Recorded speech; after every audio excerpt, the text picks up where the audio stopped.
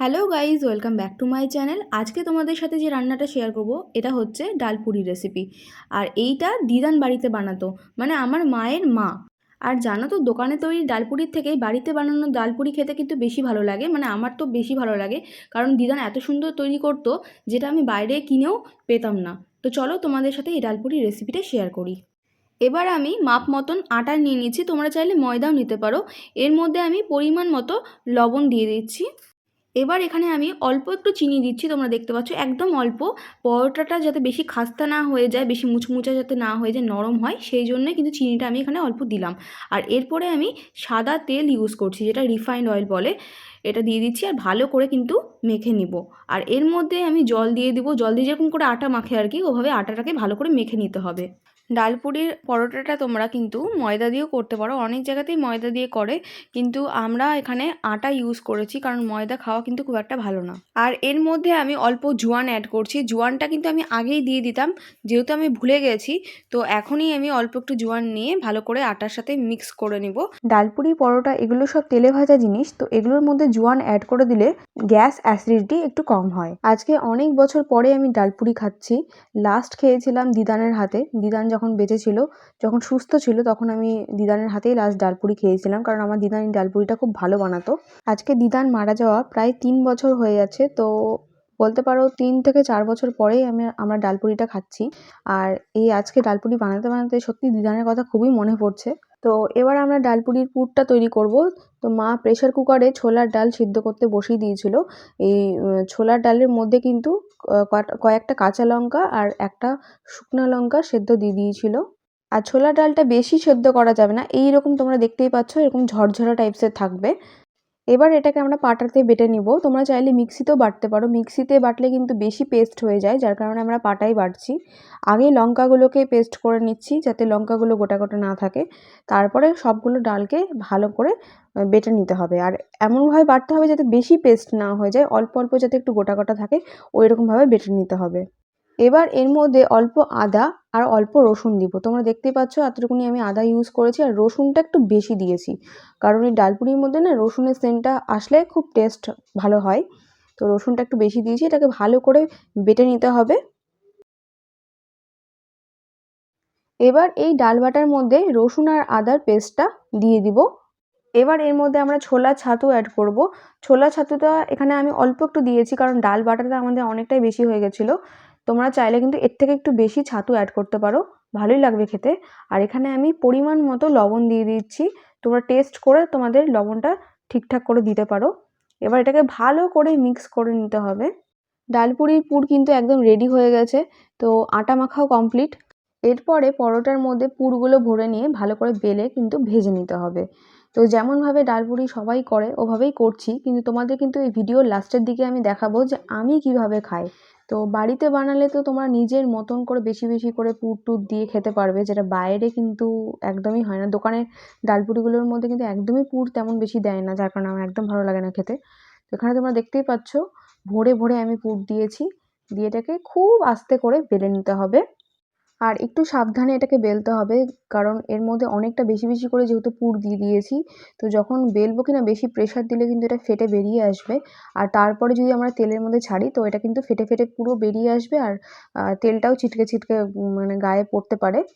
তো খুব সাবধানে এটাকে আমরা বেলে নিব। তো ফার্স্টে একটু তেলের মধ্যে এটাকে ঘুরিয়ে নিয়ে এটাকে বেলছি আমি। তোমরা দেখতে পাচ্ছ একদম খুবই সাবধানে বেলছি।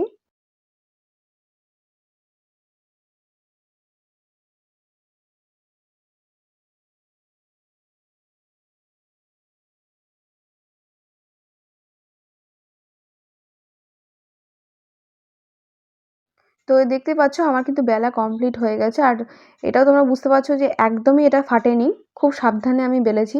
তো একটা কড়াইয়ের মধ্যে আমি এরকম সাদা তেল নিয়ে নিচ্ছি। তেলটা যখন একদম গরম হয়ে আসবে, তখন আমি পরোটাগুলোকে আস্তে করে ছেড়ে দেবো। তোমরা দেখতেই পাবে ডালপুরিটা কিন্তু একদম লুচির মতন ফুলে উঠবে। আর এটাকে কিন্তু হাই ফ্লেমে ভাজতে হবে, লাল লাল করে।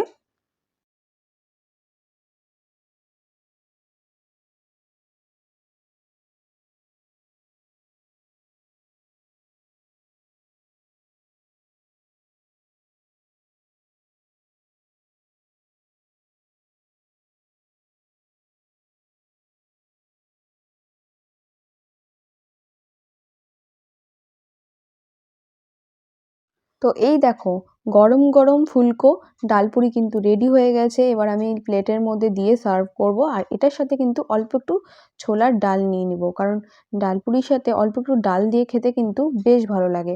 তো এখানে দেখতেই পাচ্ছ আমি অল্প একটু ডাল নিয়ে নিয়েছি, আর এইভাবে কিন্তু আমরা ডালপুরিটাকে সার্ভ করছি। তোমরা চাইলে কিন্তু ডালপুরির সাথে আলুর তরকারি বানিয়ে খেতে পারো, বা আলু মটরের তরকারিও খেতে পারো, যেটা বাইরে দোকানে দেয়। কিন্তু আমরা যেটা বাড়িতে বানিয়েছি এটার সাথে সত্যি কথা বলতে গেলে কোনো তরকারি দরকার পড়ে না। এটা এতটাই টেস্টি হয় যেটা এমনি এমনি খাওয়া যায়। তো আমরা অল্প একটু ডাল দিয়ে খাই। এবার দেখো একটা ডালপুরি লই নিচ্ছি, ওটাকে আমি হাফ করে নিচ্ছি। আমি যেভাবে খাই এটা তোমাদেরকে এখন দেখাচ্ছি। তো এই দুটো লইকে আমি ছোট ছোট করে লুচির মতন করে বেলে নিব। এইভাবে বানালে ডবল ডবল খাটনি হয়, কিন্তু এভাবে বানালে কি হয়, ডালটা বেশি পরিমাণে দেওয়া যায়, যার কারণে কিন্তু ডালপুরির টেস্টটা অনেকটাই বেশি বেড়ে যায়। এখানে আমি ভিডিওটা কাট করিনি আর ফাস্টও করিনি, যাতে তোমরা একদম দেখে বুঝতে পারো যে জিনিসটা আমি কিভাবে তৈরি করছি, কারণ সব কিছু তো ভয়েসে বলা সম্ভব না। তো ভিডিওটা ওই জন্যই আমি কাট করিনি। তোমরা পুরো ভিডিওটা দেখো, আশা করি তোমরা বুঝতে পারবে।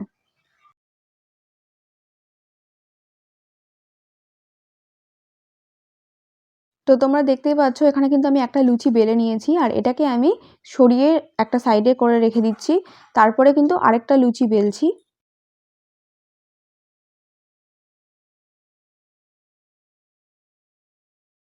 তো এই লুচিটাও কিন্তু আমার বেলা একদম কমপ্লিট হয়ে গেছে। এবার এই লুচিটার মধ্যে কি করব, ভরে ভরে কিন্তু পুর দিব। তোমরা এবার এখানে দেখতে পাবে আমি কতটা পুর দিচ্ছি।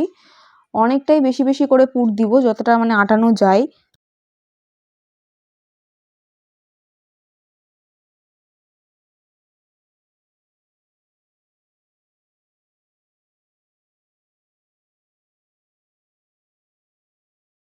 এবার দেখো আমি কি করছি, আগের যে পরোটাটা বেলা ছিল ওইটা কিন্তু আমি এটার উপর দিয়ে দিচ্ছি। ঠিক আছে, দিয়ে সাইডগুলো আমি একদম মুড়িয়ে দিব, আর সাইডগুলো দিয়ে চাপা দিয়ে দিব। মানে এটা তোমার কতকটা স্যান্ডউইচ টাইপের হয়ে গেল, মানে দুই দিকে পরোটা থাকলো আর ভিতরে ভরে ভরে পুর থাকলো। তো এভাবে দেখো আঙুল দিয়ে ভালো করে চেপে দিতে হবে, নাহলে কিন্তু সাইড দিয়ে ফেটে বেরিয়ে যেতে পারে। এবার আগের যে পরোটাটা ছিল ওটা একটু ভালো করে গুটিয়ে গুটিয়ে নিব, আর ভালো করে চেপে দিতে হবে। তো দেখতে পাচ্ছ এখানে কিন্তু আমার ডালপুরি বেলা কমপ্লিট। তো এটাকেও আমি তেলে ভেজে নিব। আমি আমার বোন এভাবেই খেতে পছন্দ করি, তাই জন্য ভাবলাম তোমাদের সাথেও শেয়ার করি। ভিডিওটা যদি ভালো লেগে থাকে তাহলে একটা লাইক করে দিও, যদি নতুন থাকো চ্যানেলে অবশ্যই সাবস্ক্রাইব করে দিও। আর কেমন হয়েছে কমেন্ট করে কিন্তু অবশ্যই তোমরা জানাবে। তোমরা এমনিতেও ভালো ভালো কমেন্ট করছো, যেটা আমি আমার মা দেখি, খুব ভালো লাগে। এভাবে আমাদের পাশে থেকো। তো দেখা হচ্ছে নেক্সট ভিডিওতে।